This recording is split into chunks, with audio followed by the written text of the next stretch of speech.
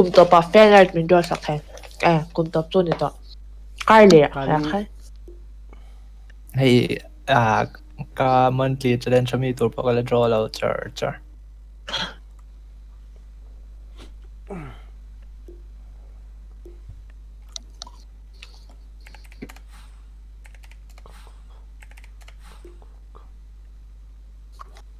weather bit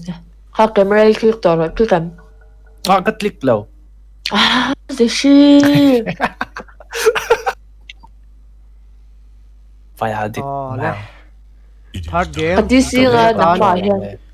Mizo Dota 2 tournament group stage mà saber kalut ma saber ke ma tur chu di thau lo ngai tu man click lo game chuan hung bear third game whether be dream team tele team C within an khele nga do na thì han team C within ni charon be le ngal bor maya chonin whether be dream team ten sen king an be le ngal boka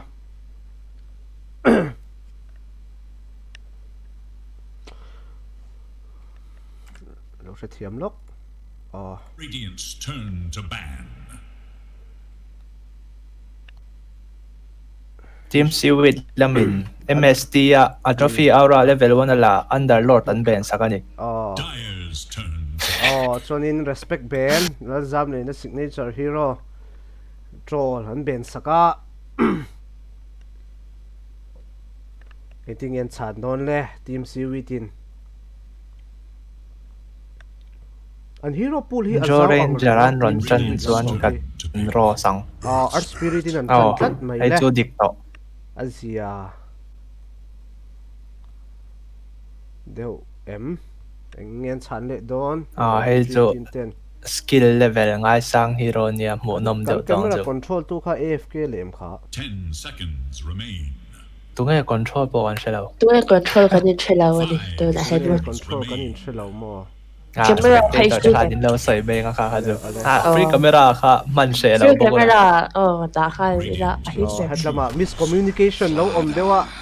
castu te lampanga slada ron pick boke he zanin group stage kan khel to zinga chon slada hi pick number alanin ka ria pick ngun ber hero hit sak boka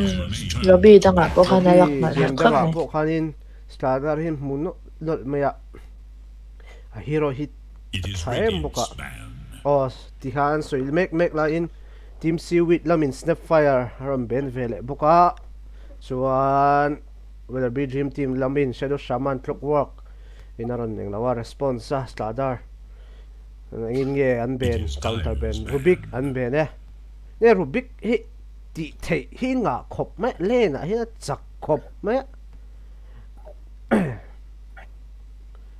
rotate zoom boka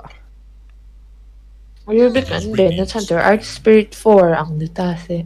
art Rubik spirit 5 chavak lawa ben chan an nei mak mi le ka ti da kai mai na lal ma chuan a signature hero te zinga mi kha ni ve bo mo spectre an ben boka hi anin she chave pa nga anin sheve pa ngai sheve pa ngai tura ngai in respect ben sak ve ni karinga hero hi chu kan mang nem na hi chuan off position ang zong po hian lo khel tai la hem engti na mo han walk out dan hi lo om ve mai zela hero kan thriat chen na nei chu approach le control hi kan thriat chianga a limit zong tenen hianin a hero shim ka boina ani ve shim thin theita boss zeu lo hi chanin mizo torni ni ti hi kan hai palang ti saw mo boss zeu hi tradition ania trash talk lo phal lo kha an tiam kha host khan trash talk nge chu kha ti zo kan ing ka ria trash talk lo phal lo ka ing ka ria ti zo kha ani ing ka ria tun tournament chu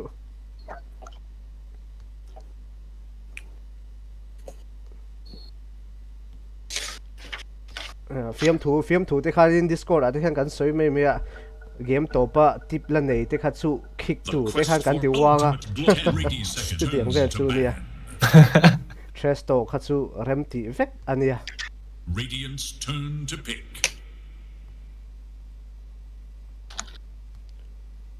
trash talk te he tianga han am10 ben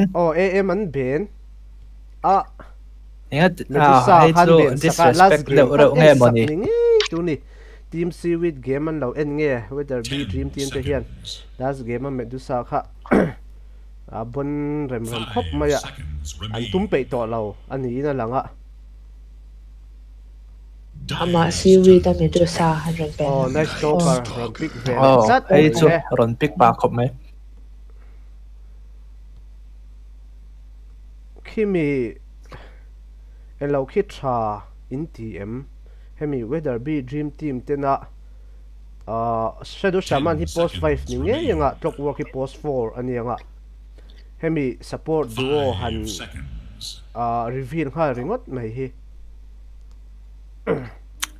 Hay chu kha chu ne an mani situ an workout mani thei lo dan dan chu situ oma ya ma se art spirit po hian ti boy ne don viau in ka share chuan. Shaman channel lai ti boy char theya ami kan soina clockwork chan a mai tlo mai chu son thei boka. supporter po hian in alo lineup hi Radiant's disrupt turn to pick. he ve thei khopa oh wyvern haron oh pika wyvern Wyvern. wyvern pick thakop mai wyvern hi scale fight ve potential thei an nei tak chat khop ani mai du han wyvern po hi Hay hi night stalker hian duang tha ni na rich phalo thin boka wyvern hi chu. oh 10 seconds. La to ka tang han lo phu muang theya. Ho lo 5 khung thei boka. seconds remain. a heal sak thei boka scale thave viau ni wyvern po hian Team fight disrupt nan chak acha. la china khami An offlaner pani po hi oh anin tluklang viau ang karing. an chak dun khopin ka ringa amar chu carry velten la reveal lawa engtin ngen ti don chu ka shalawa an team core seaweed lama an offlane hi han belila divine thleng starter pem mar la la Stardar la a han divine ka thing kamo. a mo tling solid thei khania viau tura a theu ngaya neu lo ve viau tura chun kan nga ya a hero chu Stardar chiang ve mangin to lela Stardar manga divine vo thleng thei khania ni po theu neu lo viau tura nga ya Dire must choose. Phantom Lancer pick tat mai le pick Clamber te zinga Siwit mi lam offlaner hian Slardar amang ngai lo Slardar in amang oh zo Sven thin. haron pick Oh. vele thunge Sven hit chu Hay panon meta le to ko ve meta god. meta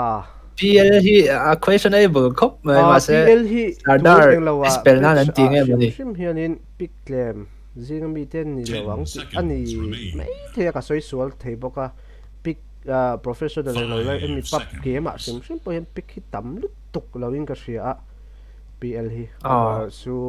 hemi line up nen hi eting eron ti don chu ka shalawa An ti le pek thi ni la tuna Radiant's an turn ngai to an pick. mentality tak hi zo Slardar ina angam chi alo tur ho ang anril ru khania team synergy ngai to lawin counter pick khan ngai to counter zo pick ta. hi an ngai to zo Hay an ti swal fo le lam pang ero hi chu team seaweed hi an synergize kan ti don nge an It pick is hi Radiant's a battle. decent view tuna hri chuan team fight wise pon unsupporter chan pahniringot ya po la ilo soitaila our spirit le winter waver ringot po hian team fight and scale ne khop maya hi an show fra an englo thei boka hei hian an drag thei view of team fight po supporter pahniringot po hian chuti rolling weather be dream team lampang pon supporter thalut tuk thawa shadow shaman le clockwork phei chu post for a chunin a thaber te zinga mi nianga an che chuang mi an che kan ti na chu ni chuang mi lowa pak anon ben. pak an ben saka bed rider hi oh bed rider po hi respect ben ani hi team seaweed mid laner hero man thiam em te zinga mi pakhat anin ka hria 10 seconds. respect ben vele boka chuanin oh hey respect ben soita ka chuan team seaweed lamin invoker han ben sak vele ya hei hi oh whether be a dream team whether be a signature hero hani ve char thina respect ben tam khop mai zanin he game chu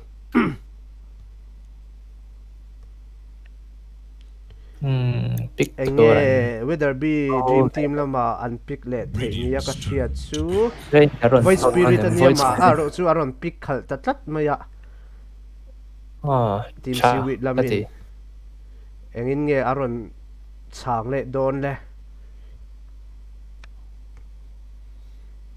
team seaweed drafi soile taila arch 10 spirit seconds. 4 le winter wyvern post 5 ania chu stardar le 5 voice seconds spirit remain. an oma hey han che zung thei tur han scale zung thei tur ne chu ti rual chon seven alo om le bokan carry ya an line up hi hianin an tifu ani chuanin an storm shap thei ani team seaweed drafian a chan chu supporter PL pan hi oh PL hianin high mobility farm control an nia oh an mobility an control hi thakop maya fight team fight a laning lo zong po ni se Sven po aga nei nu aron thlok thei don oh Superman thei do na Phantom Lancer hi chu wen che wangin a impact hi nei harveng la active harve ang renga farming chu mamo shim ta chu mi chunga a timer a timing an englo ma englo thei chon thaviawa ma se PL ama hi ero chu voice spirit po hi anak oh akap ne ve khopango oh engin nge ero Last Viper pick in up. Viper. Viper. okay Thora. hi om top thei hi ro nia an mm pick thei zinga chuan thave ball ni mai the ni skill level ngai sang lo bok mm Q meta chakal em hero niya mo Viper hi. right click in chakngal em mai ni Viper hi chu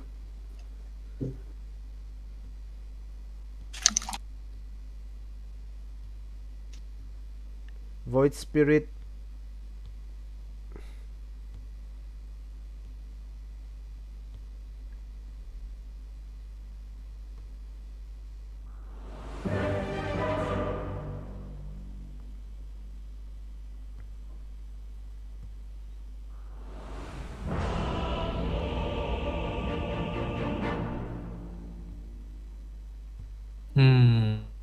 team seaweed po an banner mel thakop mai may seaweed thakop may team seaweed banner The true heroes are the ones who wait all post the nga way. la chuanin spectator khai no mani chuan tuinge camera control in on soi thengem Experience ay tayak. Oh, hello titse team lawa adi nga. lama miscommunication kan lo na ya tu ber hian nge control kan lo shelo he game hi shit thiam na kan ron di le ngal bor bokani zain chi shit thiam na Dagger lang. Seshiro chuan roshada pit ka en ale a chiang e chiang e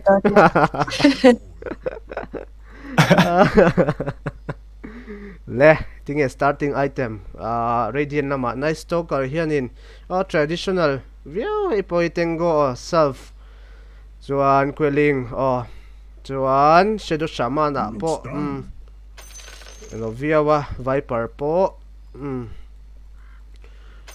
clockwork po traditional view pause for traditional items boot of speed le tengo pakhat pause for chuan radiant dire lama soisual wyvern chu tengo winlace winlace hi thakop maya starting early stage support tan clarity near void spirit chu makshan palem lawa chuan stardar hi quelling ni po trivial ring of protection apeya thunga art spirit opo venom chu pu hi thakop maya art spirit page post 4 ai engin nge kal post 4 in kal don opo venom art ai hi chu thang renga sven hi le akhiu chu kan hmuwa la reveal an lawa team le lam hian an post smoke of the sea thin keng chuak ngala tu man nei ve nei warding spot secure tum khop mai enge The starting quest for ultimate glory le elo han continues. reveal mai lo boka elo ti khan mai chu le an tin nge an laning an tur hi soi la bota hian wala shaman hin dayar lampangin base and smoke le lampang ero hi chu Phantom Lancer a position a chuk thlang hala amaro chu midang ho hi an chho vaka top lama dar lampang botan chuk thunga anin zong don ani an ket PL hi film khol lo chuan an man thei me an ha man theia film khur lo chuan ma se an man kher angem chuanin smoke chuan nei ve a radiant lampang hian la smoke chi lawa an tum lem lo hetla hi mit hi englo an da saka ai hi then to rotation na mut thei rotation 30 seconds to battle. a lai lek ka di hetlai hemi river lo hian da sak buka ei enge anti sak do engtin anti don ka hrelowa dai lampang hian first dot chu antum a creeper on block chho ngamo ka se thia me mit hi khonge etin nge englo don hi an mit ala topa lo ran me tha antum mani an mit laner hi an tum na sa ani hey an pangai an la trop maya hian personal dewem suti thela ai do ti mai hian an tumangin akal lo dewani ai chu arlo ria ani ani karinga tawar noya le hi an tum rem ani ai chu ni a chima sa do le to ge chima sa do first blood tani hawa an tip ta loi mai le anin hre chiang ani ha chu a ti ra chang an tum ra le a mu nom do ne come on do rek ni top mai ni turnia avoi khana chu ni chiang khapang khatiang play ka chu mo kan organizer thu sai pon za a thakop mai hai an just tor nga sat zong ho anin ti tip kha kem to pa kha ni oi bota shaman an lo khoi le ha ang khoi le ha bor mai hei pui por venom man nei kan soi ta kan ember satin an pong swal don an pong swal sa anti toran an hai lo dur ni an off lane an shaman hi organizer sa khani le bokani hi mini boss kan soi ang khan mini boss dia le mithi ein that do nem le mana nei to lo kha chu that te lo to lo be chu kha tu ni wa voice pani kan a q le original pulse le ai lo khan ai tharam nen khan mid bot khu ka ti na mid te ka ti ai whatsapp maya chuan tok lampang kat en le chuan this pa he tlan tung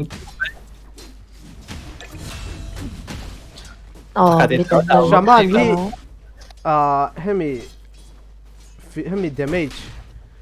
physical ti mai la hemi damage eng lawa chon raw damage a chon an nei na pol pakini kap na pol ni ti la chon level 1 tu chho de la tin thei lem lawa hero ti lang thei shaman mini boss a thit don chon in story pakhat nan share du chu mid hi weather hemi viper le hi hemi hi team seaweed our spirit hian viper hi viper ne na hianin kan mit I tha chon cheng zanga khati tuna khanin that ve tlat maya anin chi ngal bokani reng boka kha khonge ka cheng zanga ron ti boka ama ero chu lening a chon that ma se ma se win ma se lena check ni khania hei khania out level ta phot chu nia hei out level chuan top kan so le top chu anin lo view amaro chu bot hi anin sual na sakhop ma hey pui ai ha anin that nan lo in po ai that reng ma saman hi voin hi athi to wa min a khel passive du de zok do nem katia chu lo the lo a draft fu to lo lak lo mo saman hi a move speed am wang overa chu a khel aggressive le thong pok sia mit po hian ni na lo mai ama ero chu mid po an lo in over commit du lem lo the shan top chu even viau consumables and Farming in po. lawa, you can Mid how le bot thin na sa ni. anh nhìn lao lâu tuần về là đi mita art spirit tati pi chori genru na la char don zo trên eva đây là poi rồi do na ni và chu. RNG xem Le cheng zang ai dok do do na. yaran ji ra Le. Follow up tour lâu lâu. Apple tên nắn rotate sắc tuần lâu về là đi tiếp play Oh, sa nasi ha ba de sayang pa deuh to khanin. lo ko ship mai Game to pai chon tip hi man zo vek zel tur nia. heta andra fa poi de pakhal chu shaman le pl hi Oh, anin sinar sinar chai huala so tuka. shaman safe na tur engma nei box sira pl hi hero chiani by the way Leaning hero. Kan hero chia kan ti oh khanin. lo thật le zanga chu chi na ba chi don ve mit chu Khai zanga chu anin thing don ani me la hei. Amai ro chu viper hi kan soita han. Ama top hi hero chak ani right clicking zo there mai mo. Chu tiang rol chu ti rolin voice spirit po hi chak thawa. Amar chu viper chakhi chu nei om ve rim kima skills ability wang hian. hay level ni na nin thau to hay chu ni la kan chi lo thei lo Amar chu I void hianin out tempo theita viper hi rotate rotate chak zok boka scale chak zok don rim ta kha chu le timer aneya tila kan soi so lo viper hi a timing off chonin eng fak ma hi ti thei hi nei lo kan tila kan soi so lutuk lo nga timing alo ve de oni viper po hi a power spike ka zo hi chon har ve lutuk to a team tena an thlop that lem lo chuan bokina za ni a aggressive de mai theya top khi amar chu level khatin thlawa le a supporter khi wyvern ani hati han lu pop chi ani lawa wyvern han pota emozok te hian pl lane secure do to ye pl lane hi all thei ro shima a supporter kal puinen hian starda le ar spirit an cheka lane all ani thei ro shima phantom lane tan hian le pl hi chu laninga hian a struggle chonin catch up hi a har vel tu kani chu lane danga poltena an han thop that lo chuan tu wan chuan struggle mai pl hi đâm sọc em dam chuak la tin su ka fu oi mit po anin that le mol biết con đâu in thật đấy đó ain tip le ta boka ain that mol mai mu nom khop mai viper apika thi antini viper po ha thi ve thi ani mo le na china kan soitak pl hi hero chi ani kan ti kha chu shet hiam dan tu chon hero chia chu ni lo amar chu enge early stage hi chonin impact hi ama hi online harvest sim active hara early lampanga hi chonin laning a kalpui tur anei thata tur a lane hi le off lane da ke second chonin a har ke ta online harta ami chunga an pani shot kha chonin elo harta kami kan soi tum na zo khani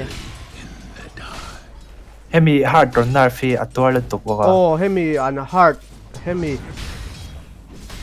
elowina hemi ring of the rocks hemi ron inner fi atwar ve em boka tila ka sei so lawang chuan bota khan ha lawin that le khan mor ma chuan pl to pan thon chhota ti khan pl tan kha chuan a harani bot kha lane all ani lawani seven la threat le bracer akola famia inuam titakin hemi hi game tanga kan hmu to angin team seaweed lam supporter te pan hi rotate thun tur hin sia tuna te han team seaweed lampang te hi timing an hit roll kan hmu ang kan hmu sonin an support pick hi duo hi hei tianga han rotate thile impact nei theida online ma to ang hin nia achin game kan en te po khan kami Rubik le Venge han pick ta tempo set thei em tuna po Art Spirit an pika Wyvern le combo thale tuk ania Radiant should look hiam to mid their hiam middle pressure tower. puing hal ta Radiant structures are fortified. starter chu level 7 ani ta ti hian ama hin om thei lu tuk chawa Radiant's middle tower is under attack. le Shadow Shaman kha duain mid bot kha athingun sia duain ai lo em pati aggressive ma thau sia nge le lam kha an aggressive kha ni ati aggressive ve nge ka shelawa si le mid chu chuan rotate puina anti thei ka ring lawa dok wap le Shaman ni le le ro ka le pakar safely le organizer ni ni dawen cliff lum de okay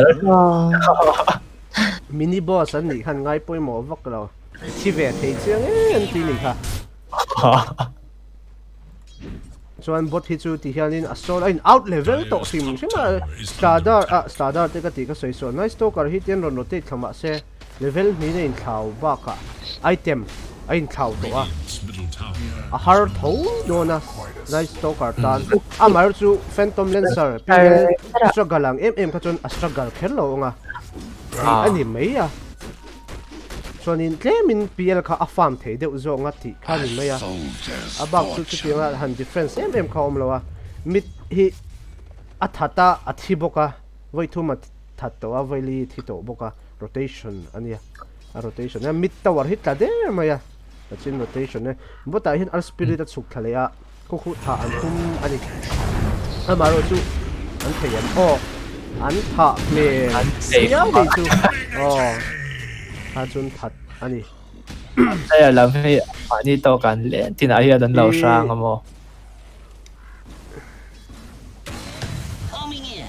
อัน support แต่ rotate นะเปียงไอ้ส่วนตัวนั้นถ้าตั้งที่ตัว variant draft ship เอง Dota hi chu carry le mid laner core off lane core ringot tin poi mo lawa supporter te poi enge role play poi mo de ne supporter ni wa khanin he enge an eng lo na kha an lut na ti mai an velu kha tan hiam chong lo ta supporter ti wa khanin ti carry role mid lane role ka ti ha carry ang role ro tu kha chun chong lo amar chu tempo hin set he supporter ero hi chon tempo hin set saka tiang hian rotation te siama heal potential ten nei theya laning a le chang phei chonin tian carry tetana lane haru tuk tu te khat thal an ting lo ve theta supporter te poi mo deuh mai nia ngai tha chi an ni lo ni Radiant's bottom tower is chuanin team seaweed laman ti thin thadeuh pakhat pawh chu unsafe laner hi rotate na sa ve ani early game a pawh hian mai to lawin carry ani na awangin tian farm mo top lo na tianin rotate pui ve thowa tian carry ni wanga farm mo top farm char tur khani chung lawa team ten struggle i farm zo nuwa item mamo inei nuwa team ik soi ik khai sang le thei chung lo chonin om chung loi free farm ha free farm chon unbelievable. fight hun tur a chian ni an save lane hian mo le elo hun timing hi om ve a timing hi poi mo a Dota ang tiang im elo a chon timing to pa shaman an catch le a nang chi ket le le a really chu atuma hitlan nei to te tok se chuanin akhiwa hian diffusal le action step kari pu sa a hen pinga an lak sak lewa mi an pl pick that lo na dang pakhat chu diffusal item hi ron nei tareng pawh ni se damage nei tur an first two picks kha kami our spirit don't chuang mi alo ta ni starter a hala escape thei ti mai kha nia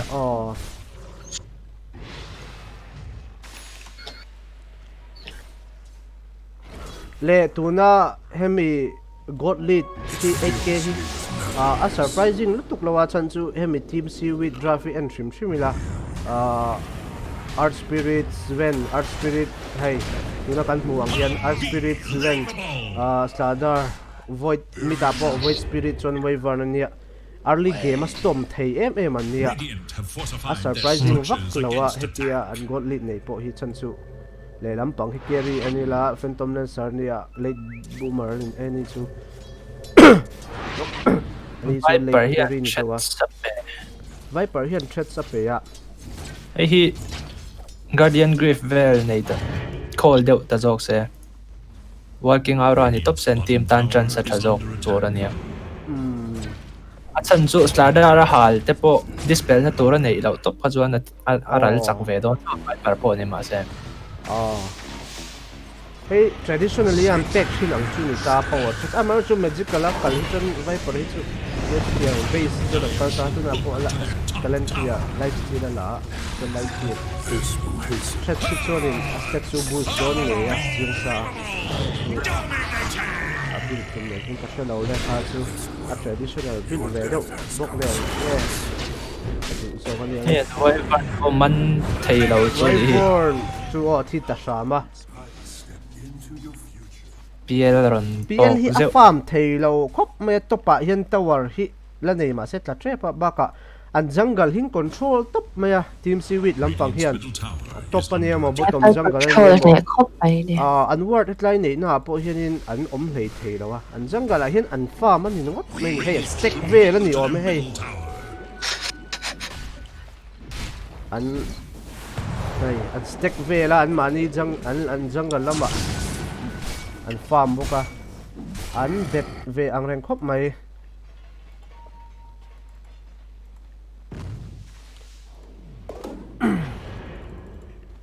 nice stack kanin ti sa dak sa nice fa stack di sa khop mai kha stack la thei tur om chung ka chu hemi whether be dream team lama chonin Viper hi ni maya a second nen hian chu po elo kha golem ania immune an la nei le zuya PL tana thì chu ni don ta se farm thei chi lo kan ti don nge PL tun stage cha chon se alti a juxtapose le a second vel ten chen tin tin moi chu ti mai the ma chu warding chung lo ba en hei Aegis Roshan kal ha la thei khop metro fi gold lead an nei boka chonin whether be dream team lam hin tian an bot jungle lam an maintain an tum ve a top ka chu eta hian hei chuan thelo ani karinga opposite lai om hi chuan an top jungle lam khi chung kal ngam lo deuh top ani lian daw te una bu fangmal khatin trom ang khan an jungle hi ni trom vek ani an supporter ta sing yan thai an our spirit in ages ala khum ni boka an ko ten kan ma mo lo an ti ni indu zo kem ten ti ni mai the ni ka she lo kha chu apa art spirit hian a zanga ui de unge moni Radiant's middle tower is under attack. hai Dire have fortified an their zanga a in deal sana tin an soin khan Radiant should look to ne their le lo middle ten tower. zot boka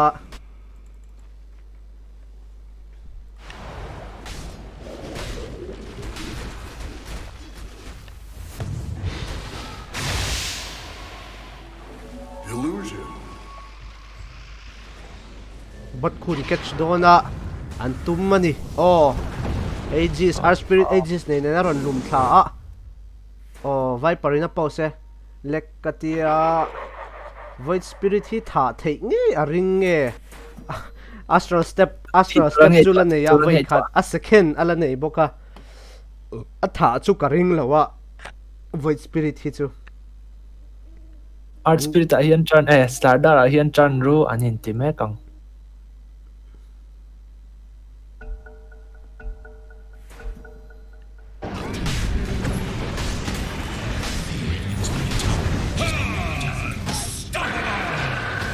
ron winter curse wall pack up si mai thui ni tu adong na khop mai sen saman po man alu ron zuara de oi ten PL to palo farm bok ama se ama ro chu item mo ala nei thelong tu nang stage cha tu ani no mi radiant tana no tu chuan PL hian item pathum pel tal ama mo dona se ani nice si lawa item pakhat po har khopang comeback na chance om to lo ti la kan soi sual ni tuk lo mai thei ni Radiant's bottom ไอ้ที่มิโซตัวนี้ก็ดีนะงินขาสมานขาดมิโซเขา所以拉ตักเชียนสันทิ้งที่ข้าอารอนเชียขบเนี่ยสันตัวรบตัวที่เรามาเสียอารอนทิ้งอันนี้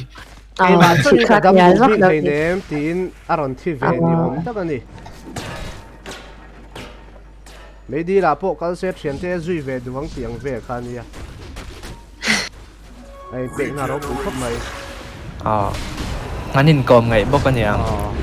จังกัลอินแชร์ la ala checkal from ani the second ko ya อันนินไฮไฟฟ์นะสักขบไม่ให้ ani hol lem lo ani in storm viau chung po hian อันที่เราคันพัดโอตีพะคันไฮไฟฟ์ก็ look to them. boy mo khop mai ha high five ka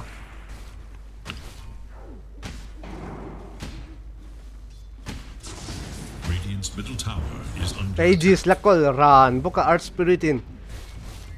bkb a call boka อันเปียลปะอันที่ฟิลจะละคอลจาง la call trang mai pl po Radiant should look to their adei ve middle trap tower. to inarin oma oh a recipe chau amamo ta an supporter te chu entin mo chu take out thei mai thein karinga pl hian na winter card si oma kasi an backline na vaten pay take ka rin ang ang pay jang theng lo em ti tam khani o atheng pay theng em ti hine seven le starter hi pal sang theng em an sure khop ma yan frontliner si tayo man lai nai pa kha ta ni Tower is under attack. อารอน strength ท้ายสุดปะแม่ both strength damage plus baka starter armor minus lo ve bok nen gg GG chung ko ta mai call ani ta 21k lead ani ya gg Koli mini boss in Radiant's อันกันเซลมี in cold. big boss so Radiant's middle tower is under attack. Hello. Radiant's middle tower ang gg has po kan cancel niya อันกันเซลนี่ด้าน cancel ani doli ข้าจะจูเล็งแบ็ก oh an starter hin pa na siya ngam oh han zak lo ta an Hello click le man from dewa our spirit our spirit ages sport la ve ตา ta shama ama ero chu avat lut phei nice stalker ava koi ma ma nge zven les la darin lo ketcha wai Ai wai no zot. backup boka hal tang ngai naom lo ni an frontline hin sek dun khop mai agani man nei to thok thei to a sadar po sek tong tong khop ani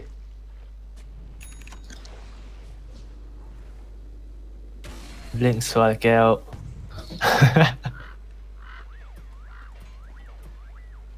anei trap to inarin oma PL pon an diffuser play amar chu hei kan muang hian diffuser po nei se ha solo kill theya void spirit pon mamo halanga angranga PL ani alien kha เขาว่าจะไปสปีดที่เลดดอน thi surin om eng ma skills anei lo cool down na thi thong ni kan o None forget the bite of viper. Sven pon SNY khola status resistance tenen stats tenen check don khop mai hei po HP nga don khop mai hei po chuanin starter pon aganim nei atuma tuya hleu thei to starter pon โอ้รอนชีฮิตปุ๊บไหม hell le anun ram hi atsaw ve ani saman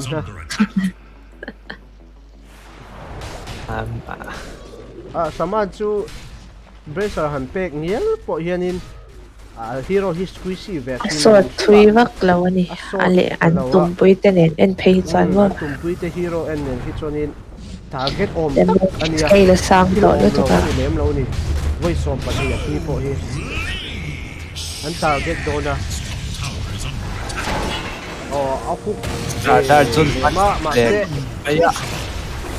Karon so amaru chu athi ang e bo athi hello le chi tia ven an tum high le five ta mất thầu nào lắc phật boy man boy thì chung lâu nè shaman đồ rắn le ta a PL po division ala complete thei lawa right ben hi shal se right item ti ben moina pakhat a data division Radiant's middle tower has fallen. PL tan kha chun a laning kha a har ema elo Radiant's middle sada barracks le has art fallen. spirit laning ania sada ringot po kha check se har em to tan support kha shaman ania shaman kha chunin second first grade ne han ting yan po ni se damage ne ro PL kha ra tira han active han ti tu han hey chu sada po tui lo leu thei to ni hi agani lo ko zo ta a game a skill ringot thiam lo ringot ni lo in drafting hi poi mo lo drafting hi do poi mo khop me ni e Dota hi chuanin hero drafting hey in synergize counter pick ngor hi ni lem lo wa hero han in synergize deuh tu hi poi mo ve a laning ngor kan tourney experience nei chale chalo kar kar thau ve la deuh ni o ti ai chuan Radiant's bottom laning ngor han synergize tu khan kan en thei big chung lo wa a stage eta a rei nuwa a late game nu vela te fight suna te kanin ai synergize lo le thei ve wa laning du kan chuan thì là cái hành trình nó ra qua cả apoi mo ni yang hero drafting sumi tung ton hero full sao te po hi angai ve ya pakhada chuan le hero hi thiet chin an ngai a has fallen. a zau lo pon hero full a zim po hianin kan hero elo chun han thei chun ho chu han Victory. elo veila tu pu sa man ya GG and kawa team seaweed ke man la ni mu nom khop mai